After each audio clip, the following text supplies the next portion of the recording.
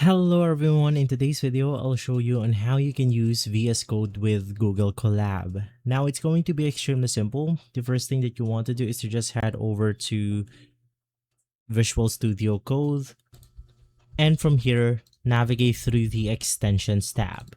You then want to type for the Google Collab option. So we have Google Collab released by Google officially.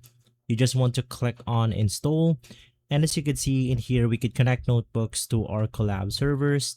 And we have Collab is a hosted Jupyter notebook service that requires no setup, etc., etc. Now from there, you will be able to look at your Collab right here at the side of your tabs. And then it will say that Collab now collects identifiable usage data and error reports to improve your experience. So just click on the acknowledge option. And basically from here, you are all set.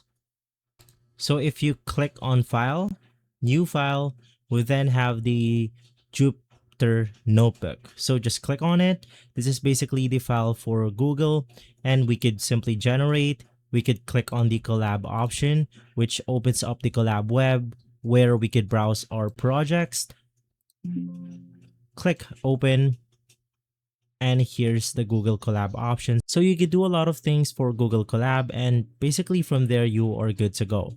If this video has been helpful, leave a like, subscribe, and follow us for more videos like this. Thanks for watching.